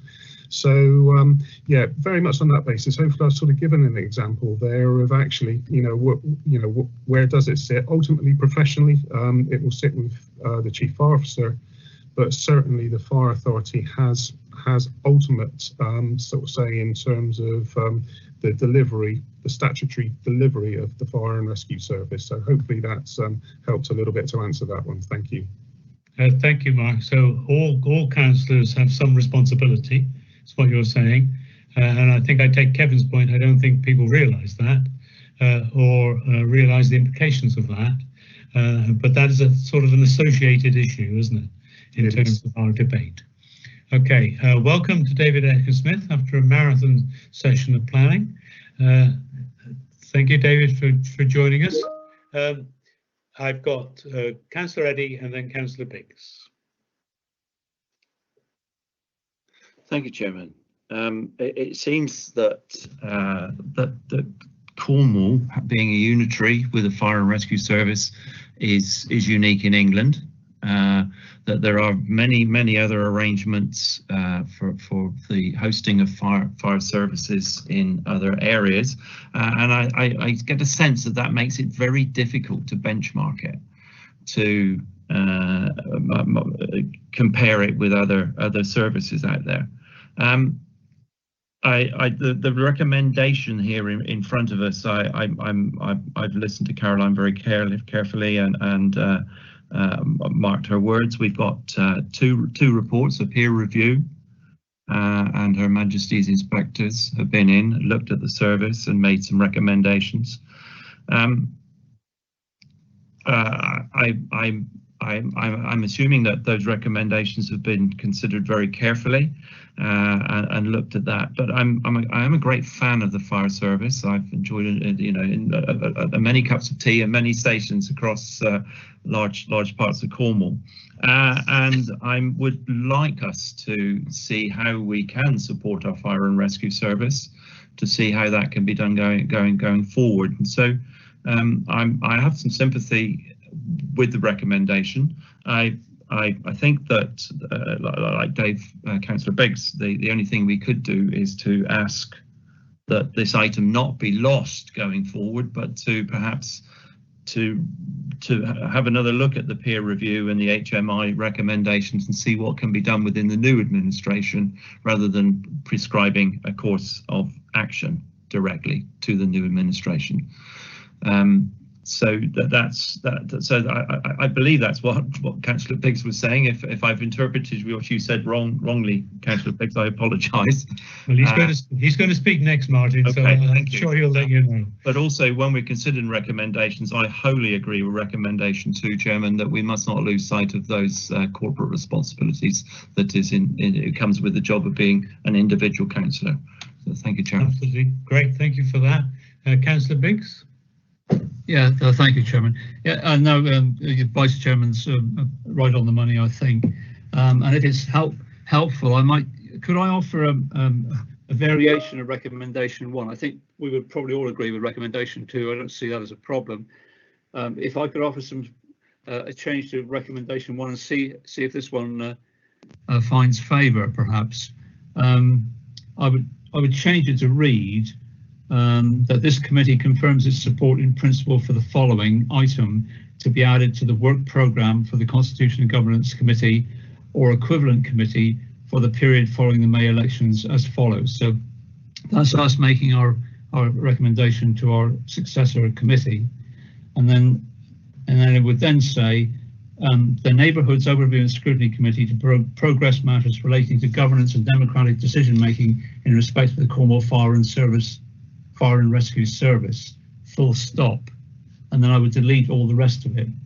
So why I suggest that is that we're doing due diligence in terms of not losing sight of the need for scrutiny, and we're giving a pointer to the next scrutiny committee to say or to our Constitution and Governance Committee to say to scrutiny, you need to have a look at this.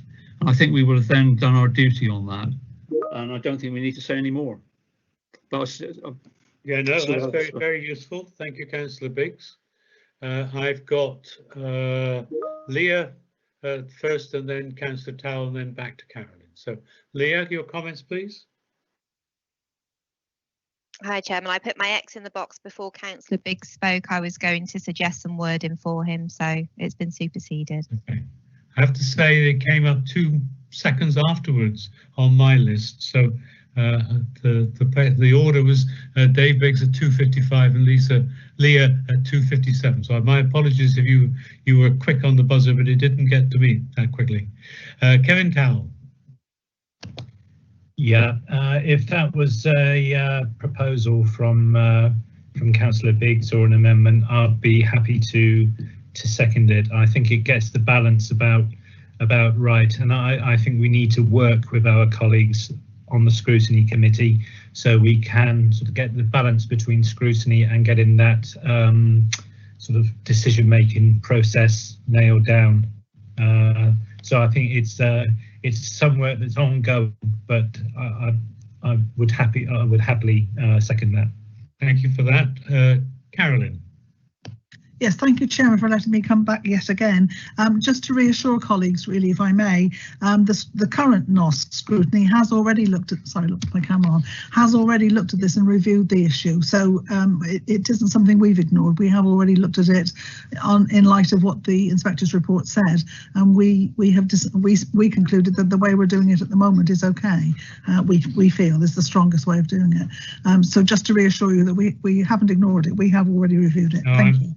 Thank you for that, Karen. I think we're all very aware of how much time and energy you've spent on fire. I think the report we've had in front of us is a response to the peer review of the HMI on behalf of Constitution and Governance Committee, and I think that element needs to be very clear in passing it forward that, you know, things do need to be done despite the excellent work that's gone on so far. Okay, Mark, can I just bring you back in for a comment, if you're prepared to make one, on what Councillor Biggs and Councillor Towell are now proposing? Yeah, in terms of the amendment and also the fact that he's going to be supported with similar wording from Leah, I think it's appropriate to amend that wording to reflect comments of both councillors. And if I could check with Anita as well in terms of support in terms of that. Yeah, that's great. And in terms of this committee's response to the reviews that you're undergoing, is that strong enough? Yeah, absolutely. We certainly have over the sort of the tenure of NOSC, in as much of it sort of sits with myself being interim and sort of developing role as well, that certainly has improved. And I think sort of going forward on the knowledge that we know, it is just ensuring that you know that the service is subjected to that challenge, and that challenge is sort of based on sort of wider awareness of the national picture and what is achievable in other fire and rescue services in terms of performance and outcomes. That's very useful. Thank you very much. So Leah and Anita, now you've been asked for some comments, please. Chairman, Anita Seaver, yeah, quite happy with the proposed recommendation. Thank you very much. Leah, anything else to say? No, thank you, Chairman. Fine. Mel's got something to say. Welcome, Mel. Thank you, Chairman. So minor point from me, and I do expect that the elections will be going ahead, but my request would be not to make reference to May and just to make reference to the administration. I think we're pretty sure they'll be going ahead, but there's still that element of uncertainty as we've experienced over the last year, and you know I'm always the ever cautious person. Yeah, okay, wise words, thank you for that. Leah, anything? No, thank you, Chairman. Okay, so my next question is to Debbie, whether she has something written down in terms of an amendment. Yes, Chairman. If I read out what I think Councillor Biggs is putting forward for his approval. So the recommendations, as I have them, are the committee confirms its support in principle for the following. and for a corresponding item to be added to the work programme for the Constitution and Governance Committee or equivalent committee in the new administration, that the Neighbourhoods Overview and Scrutiny Committee be asked to progress the matters relating to governance and democratic decision making in respect of the Cornwall Fire and Rescue Service. And then recommendation 2 stands as printed in your agenda, that the committee continues to support and promote inclusion in the annual member development plan of training and development activities for all members of the council relevant to their role as members of the Fire and Rescue Authority. Councillor Biggs, are you happy with that? Chairman, if I may, thank you. Yeah, almost. I was going to leave it as in principle for the following item to be added, just for absolute clarity on it. So there's no ambiguity about it. Does that make sense? Where would you include that, Councillor Biggs? Well, at the beginning, you said I Okay. wrote the recommendation that this committee confirms its support in principle. Yes. For the following item to be added to the work programme for the Constitution and Governance, etc. Yes, fine. Okay. All right. Okay. Thank You happy with that, Dave? Thank you. Kevin, are you happy with that? Yes, quite content, Chairman. Thank you. Thank you very much. Any other comments, please? Then we'll go to a roll call. Thank you, Chairman. And it's been moved by Councillor Biggs and seconded by Councillor Towell, as I previously read. If we could go to the roll call, please. Councillor Biggs. Yes, Dave Biggs, 4. Councillor Brown. 4. Councillor Eddy. 4. Councillor Ecking-Smythe, are you happy to vote on this item? No, I think I should have stayed due to my late arrival. Thank you. Thank you, Councillor Ecking-Smith. Councillor French. 4. Councillor Pascoe. Yeah, Jane Pascoe, 4. Councillor Pollard. 4. Councillor Towell. 4. Councillor Wills. Paul Wills, 4. Thank you. And Councillor Wood. 4. Thank you. Thank you. Thank you, Chairman. That recommendation has been carried. Fine, thank you very much. We only have one more item, but I am proposing a 5-minute break, just so we can clear our heads a bit before we look at the final item. So it's 15:06. Can we be back here, please, at 15:0, whatever that is, 13? Let's say quarter past 3. Thanks, everybody.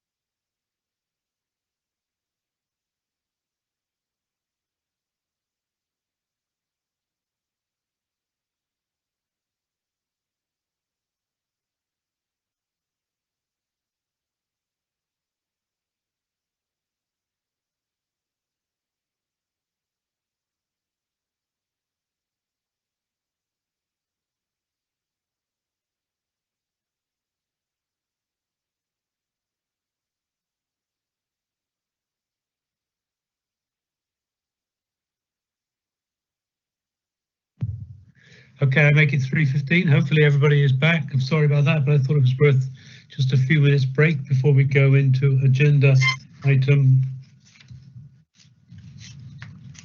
The last agenda item on the review of the IIPP, the Informal Investment Program Panel. I don't know who's going to take this. Is Rachel with us? I am indeed, Chairman, yes. Okay. Welcome, Rachel, and over to you, please. Thank you very much, Chairman. And I hope you don't mind, I'm going to turn my camera off. I've got rather erratic internet connectivity today, so apologies. No problem. Just by way of a recap, the Informal Investment Programme Panel was established in 2018 as part of the governance for the investment programme. And this was a cross-member group which was set up to comment on and feed back on effectively investment schemes as they work through from officer governance in terms of the IPAG up into effectively the decision-making process of Cabinet. It is not a decision-making forum. And you'll probably recall at the time of setting up IIPP, there was an undertaking at that point to undertake a review, and for various reasons set out in the report, that review was delayed. So in January and February of this year, there's been extensive engagement that's been undertaken to complete that review, which included effectively a workshop with a wider member audience, surveys were sent out, and then we had meetings with various stakeholders. And this report sets out the findings of that. Before I go on to that, though, I think it's probably just worth highlighting that since the creation of IIPP, there have been 3 material changes that have impacted and shaped effectively the outcome of the review. The first is the creation of TREVETH, which obviously at the time of setting up IIPP did not exist. The second was, as of autumn of last year, effectively Grant Thornton undertook a detailed audit of our investment programme and TREVETH and reviewed effectively the governance as part of that. Whilst the audit was really positive in terms of the outcome, they did make a recommendation that we should review the agility of our governance and to review effectively the benefits of IIPP. And then the final area, and it's set out in the report, is for a number of councils with other council-owned entities. There have been a number of public interest reports that have identified issues around their governance. Now, thankfully, that doesn't apply to Cornwall, but obviously we need to consider that as part of the review. So the report sets out that there are obviously pros and cons of having an IIPP, and I think that it's fair to say that that's been borne out over the last 2 years in terms of how it's operated. Those are set out in section 2.7.14 of the report. But I think it's also fair to say that the overarching feedback that we had effectively as part of the engagement with members is that they really valued the opportunity to engage early on in the council's investment schemes, whilst recognising that this didn't replace the no surprises policy or indeed early member engagement effectively with the members affected by the schemes in their areas. So the report sets out 3 recommendations which we considered, and is making a recommendation to the new administration that we go with option 2, which is to keep the IIPP, but to tighten up its terms of reference, to making sure it doesn't effectively duplicate some of the areas of governance that take place as part of the wider governance that we have across the investment programme. So we want to keep an IIPP that's focused on early engagement, but is not straying into performance assurance or policy creation.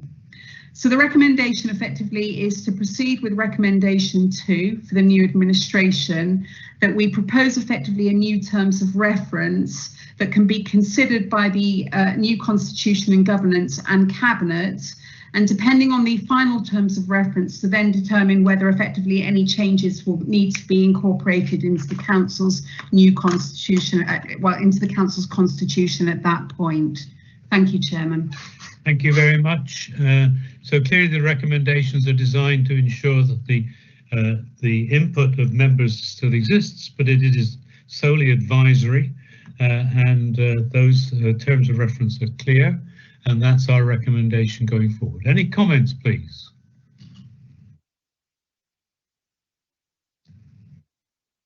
I'd be grateful if somebody could comment, because otherwise we shouldn't have had a put X in the box. Councillor Wood. Councillor Wood, Chairman. Councillor Wood, thank you, John. Thank you, John. I go along with this idea of going recommendation 2, because I think the clarity of role, it's going to be very difficult to define, but we totally accept that the IIPP, of which I am chair, is not a scrutiny group. That's done by other committees. It's not a policy maker. That's not our role either. But I think it is a very strong format for giving officers a feel for what it's like on the front line, on the ground, what the public and political opinion would be, an ideas forum as well, a way of getting that feel across that this is acceptable, this won't go, this is a non-starter. I think it's very important for the reputation of the council. All too often we hear people saying, oh, they're spending money down there again. Who's having any influence? And we say, well, actually there is an IIPP which is got its ear to the ground and it is hearing what is being said. So I think there is a strong place for it, and I would argue very strongly to retain it. But I do think that members who aren't on it want to have some sort of clarity of what exactly we're doing, and it's not always very straightforward and simple to define. So I would just say to people, it's a way of giving feedback on what proposals are being made, and an ideas forum for garnering support from members, especially in their divisions, giving them an early heads up of ideas that are being brought forward and where investments could be made. So I fully support that the IIPP should be retained, or will be recommended to retain. That's up to the future council what it does, and its clarity of role should be maybe redefined, and the future council would also have a big input on that, and the and this committee would obviously influence that. So I'm quite happy to take any questions. Thank you, John. Yeah, no, thank you, John. And as the chair, thanks for that offer of answering any questions. I think the point you made at the end of being a sort of voice of local members is important to note, because at the moment local members don't know what's happening, do they? So that ought to be part of what's going on in terms of the future discussions as well. Yeah, I think it's essential that we don't stop the investments that sometimes need to be fleet of foot, because if you're in a market where you're competing and then suddenly you've got to go running back and asking people what's going on, it makes it very, very difficult. Confidentiality as well has been something we have been very hot on and very keen on. Thank you, Jim. That's good. Thank you very much. Councillor Biggs. Yes, thank you, Chairman. Yeah, I think it's a matter of record that, pardon me, I've never been a fan of the IIPP as an informal committee. It doesn't have any formal decision-making powers, and therefore it's not held accountable. But nevertheless, notwithstanding the work which Councillor Wood and his colleagues have completed, and their honest endeavours, and I'm sure they have worked very hard, I would be content to support this recommendation, because their recommendation 2 is the catch-all, which allows it to be reviewed by the new administration. And of course, this is a cabinet appointed committee and could be ceased at a moment's notice anyway, and that again will be a matter for the new administration. So I don't think we're doing anything to rock the boat here, and we'll just let it run its course. So I'd be happy to support the recommendation, although I said I have reservations myself about the effectiveness of the IIPP. Thank you. Great, thank you very much. I think the other point to be made too is that the office has done a deal of work in terms of reviewing it, and that can be passed on to the next administration as well as a basis for what they're doing. Rachel, you've appeared on my screen. Do you want to come back on that? No, just Okay. absolutely agree with that. Great, okay. Councillor Brown? Yes, I welcome what Councillor Wood has said. He's very well qualified to advise us how it's worked. I've spoken to the 2 members in my group who are on the panel. I think their view is that it ought to continue and it works well, although there is a bit of an inclination sometimes to go into too much detail, given the strategic role it has. But having said that, I'm not quite clear on the recommendation what the phrase which defines its role in the engagement process. I don't really understand engagement. It's a word that's used in different contexts, and I don't think it's explained more fully in the report. So I'm not sure how much we're limiting ourselves. I also note what Leah said and what is in the report on paragraph 2721 about this not conflicting with the no surprises principle and local member involvement, but that isn't reflected anywhere in the actual recommendations. So I just wonder whether it ought to be. I also wonder what will happen in the immediate period after the elections, because with all the importance this has, I can't see anybody getting to sorting this out in the first few weeks of the next administration. So what is the process that's going to be followed? Is it just that there will be engagement with the relevant cabinet members, or does some sort of interim arrangement need to be made?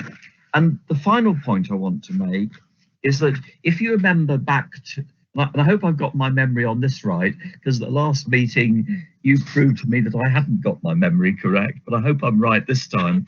If you remember, there was a lot of discussion about the political composition of the panel, and in the end we ended up with 2 representatives for each of the 3 larger groups and 1 representative for what were the 2 smaller groups at the time. Now, I just wonder, is there going to be some kind of proportionality again?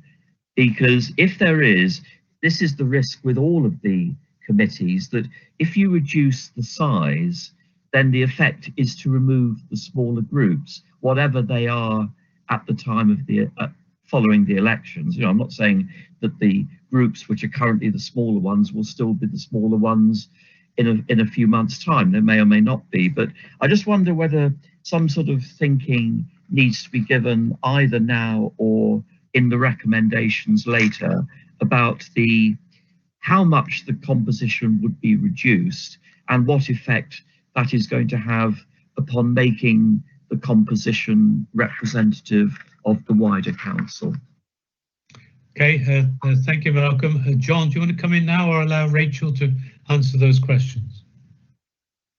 I think we'll let Rachel answer the questions first. Thank you, John. Okay, thank you.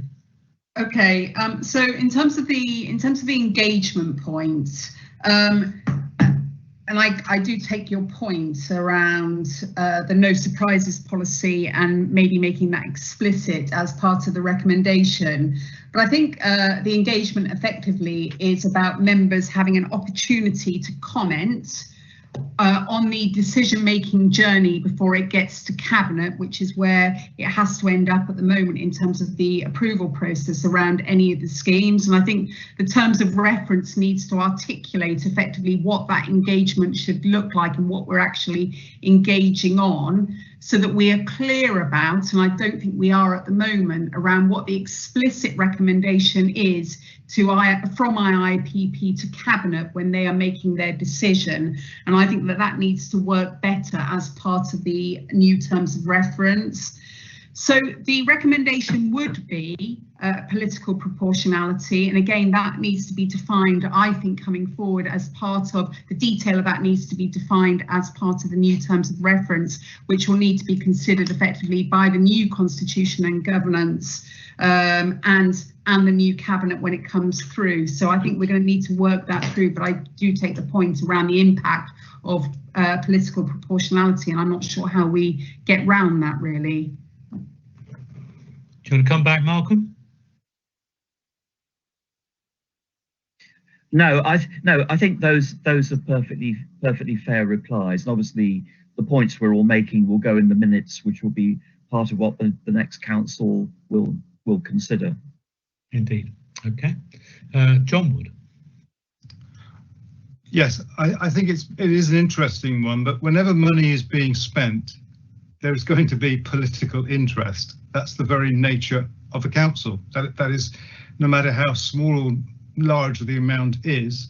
And whenever we've had discussions, and I think Rachel would back me up on this one, there's been quite a lot of people wanting to wander into the field of scrutiny, saying, how's this money, how's it being spent, why have we spent it on this, why have we spent it on that, to which we've tried time and again to say this is not the place for this committee, this is not the role of this committee. But because money and politics are interwoven, that is a fact of life, whoever it becomes the next administration, they will have their priorities and will wish to see the money diverted in that direction. That's the whole point of having an election. But I'd come back to my thought that the importance of the IIPP is the fact it's an ear to the ground, telling officers reputationally this could do the council a lot of damage, or this can do the council a lot of good. And maybe sometimes some of the projects will have to be over more than one administration. I mean, that's just the nature of the beast with major investments. And therefore, there is a huge area of discussion amongst those members. And I think a lot of people do leave their political hat at the door when they come into those sort of meetings, realizing that they're taking on quite a big responsibility when we're talking about spending and doing the things we're doing. I couldn't imagine any political group coming in and saying we're going to try and do all we can to get rid of Treveth. I just don't imagine that happening. I can imagine a political group saying we wish to bring about more emphasis or try and persuade things to go in a slightly different direction with Treveth. But after all, that they are, what I would almost describe them as an arm's length company, and they must be given as much license as possible to bring the best returns they can back to the council. So coming back to, as Malcolm Brown was saying, making up the membership of that IIPP, I personally think a cross-party group is very, very useful, and having even from the small groups, I personally wouldn't lose a lot of sleep over the fact if you had not a majority on there of the ruling group, because once again it's an advisory panel, but that will be for the new administration to sort out. So I don't think it is a major problem how big a format and how many people choose to have on it. That again will be for the future council, but I think the political makeup of it is not going to be too difficult, personally. Thank you, Chairman. No, thank you, John. So the principle is that it is cross-party. At the moment, that's established and that will carry on. But then it's incumbent on the new administration, or the next council, to define that further, so that when the Roach Rock Revolutionary Party gets 3 seats in the next council, John, you can have a seat on that as well. Is that right? Perfect one, John. Very good. Excellent. Okay. I think the important thing for me, though, in terms of the overall terms of reference, is that this is not a decision-making body, and therefore I would recommend that in terms of reference, it is to seek comment on a proposal rather than a recommendation for or against from that panel, because that's what we're trying to establish, isn't it? We're trying to get members' comments, from their perspective on an investment, and it needs to go quickly and fleet of foot and so on. But that's what we're seeking. So there is that input. So I don't know whether that can be, part of your thinking, Rachel, but that's what I would recommend. Any other comments, please? Or Mel's got her hand up. Yeah, thank you, Chairman. I just wanted to raise one point, really. So I think the point that Councillor Malcolm Brown raised in relation to the membership is a critical point. So at the moment, it says that there will be, and I've lost my page, I had it up before me. I think it says 2 members from the Conservative group, 2 members from the Liberal Democrat group, 2 members from the Independent group, 1 member from Mebby and Kernow group, and 1 member from the Labour group, with 1 named substitute member from each of the groups. So that's what the current terms of reference is. And I guess one of the things that's concerning me is that what I don't want to happen is for this panel not to be able to function until the Constitution and Governance Committee, or whatever form it may be, has undertaken that review, because we do need to move on with our investment decisions. And therefore, I do think, and I hope Rachel would agree, that it's a legitimate point to raise. And actually, I wonder if it would be helpful to have support from this group, that any group going forward will be a cross-party group made up of 1 member from each political group and 2 members from the larger political groups, because I'm just concerned if the terms of reference remain the same, you could have a very different looking administration that wouldn't be right in terms of the reflection of the membership of the independent panel. Sorry to raise that one, Chairman, but I want. Well, no, I think it's important, but it's also quite complicated, isn't it? So we're trying to define something for the unknown. We don't know how many small groups there will be, and when you say the larger groups, are those the 3 largest or the 2 largest? You know, because it could be quite tight, couldn't it? So yeah. I think a bit more definition for that, and I don't know how Rachel wants to play that, or whether just keep it loose for consideration.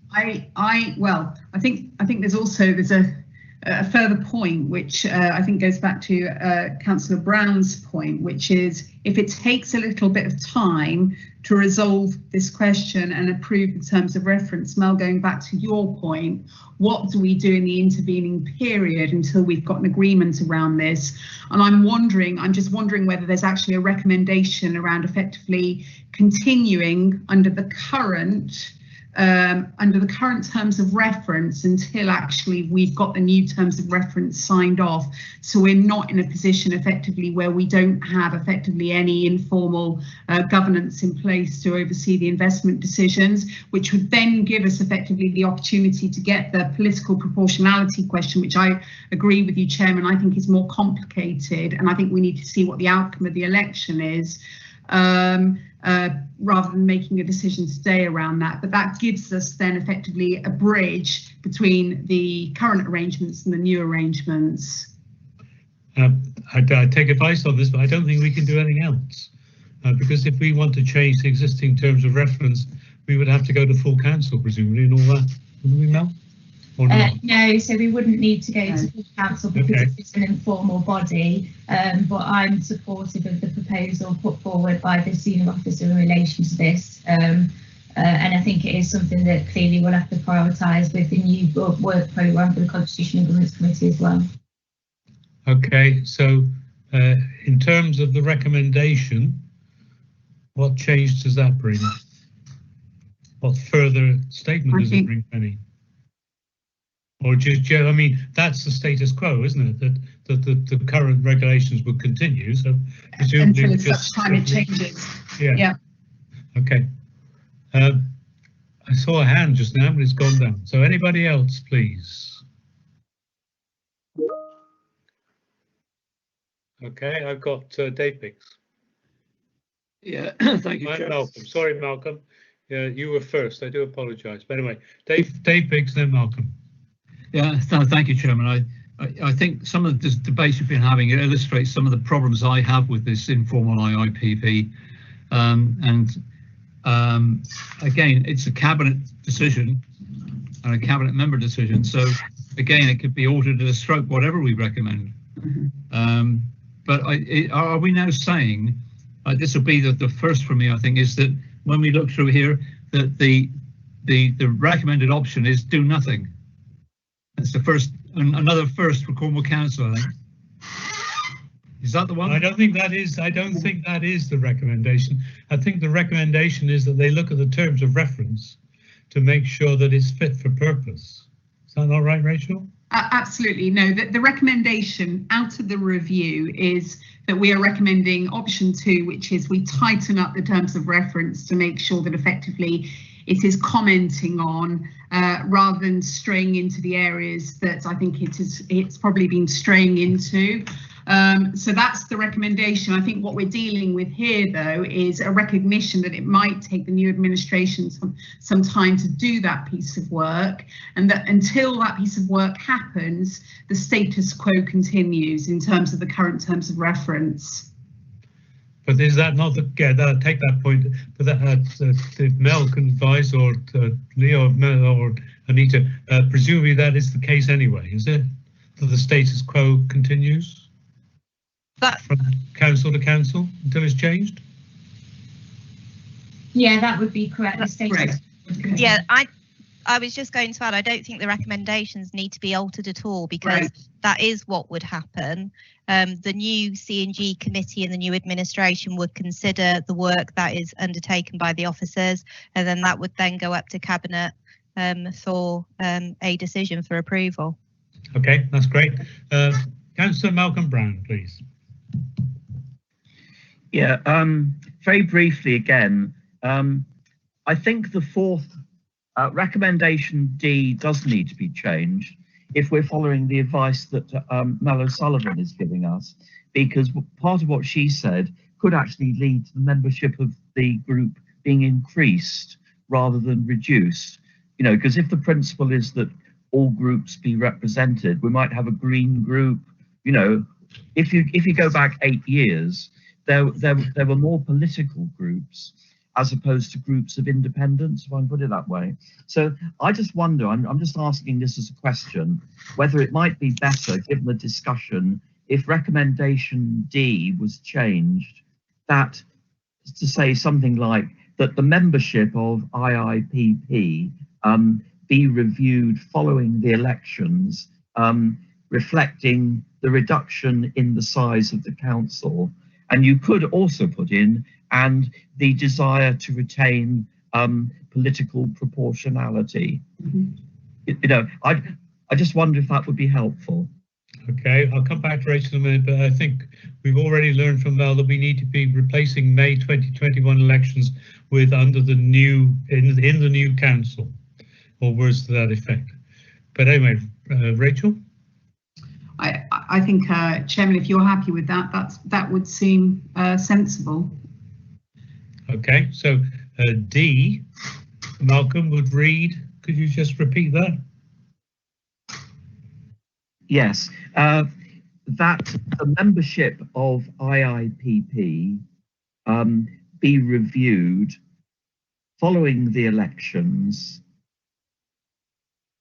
following the reduction, reflecting the reduction in the size of the council following the next elections, and then possibly adding on to it, and so as to be broadly politically proportional.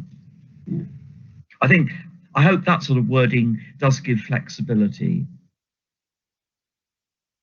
I'm just trying to think of precedent, Anita, because we've changed the numbers of formal membership meetings.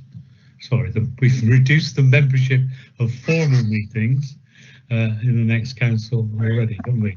Nia's got her hand up.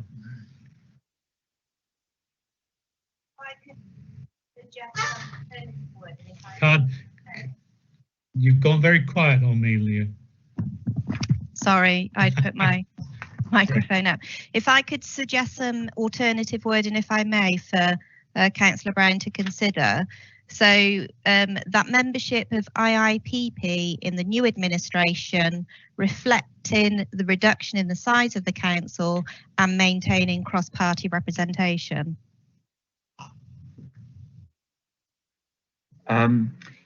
Chairman, if I could come back, I would welcome that, because that's more flexible wording than I was suggesting, and I think that would be appropriate. Okay, thank you for that, and thank you, Leah. Okay, so are we at a point where someone is happy to propose the recommendations, including the change to D, to make it much more flexible? Anyone prepared to propose that, please? Nobody? John Wood? Yes. Sorry, if I missed Dave Biggs. Happy to propose that with the changes. Thank you very much. Sorry, Dave, I missed you. Thank you. No, Chairman, I wasn't going to speak, but as you've offered, I'm almost of the mind just saying that I would go back to my original proposition and do nothing. Okay. If this amendment falls, I will propose that we do nothing and leave it to the next administration, because I think it's just too. You're trying to deal with too many variables, and you simply don't know what you're dealing with. Well, we are. We're also trying to give a pointer from the experience of this council, which was what we were charged with doing. Okay, so in terms of the committee, I've now had a proposal from John Wood that we take the recommendations with the new improved D. That wasn't seconded. Is that seconded, please? I'm happy to second that for you, Mr. Thank Chairman. you, Councillor Wills. And I think, Dave, you've given notice that if this fails, you will come in with a recommendation that we do nothing. Can I speak, Chairman? Yes, Bob, hold on. I just want confirmation from Councillor Biggs. Yeah, that is correct, Chairman. Okay, so people are aware of that when they vote. That's all. John Wood. My fear of going down the road that Councillor Biggs is putting forward is that there could be a huge delay in that mechanism, and therefore that could bring constraints on the investment procedure for the council, whilst they're sitting back thinking, well, what's going to happen? Is there going to be an input? I think it could be create a scenario that wouldn't do the reputation of the council a lot of good. Personally, I would rather go along with the recommendation as I proposed. Thank you. Could I just very briefly respond to that, if I may? The default position is always that the decision making rests with the cabinet anyway, and arguably you could say that by taking the IIPP out of the loop, you actually make the decision making quicker. Okay, that's an interesting one. Yeah, let's not have a long debate now. Thank you very much. At 3:47 on a Monday afternoon. Okay, I thank you for that, gentlemen, and thank you, Rachel. Debbie, if I have no further comment, could you now read the amended recommendations, yes, please, and then go to a roll call. Thank you. And I think, Leo, are you happy for me to bring you in on point D? When we get there. So it's been proposed by Councillor Wood and seconded by Councillor Wills, and the recommendation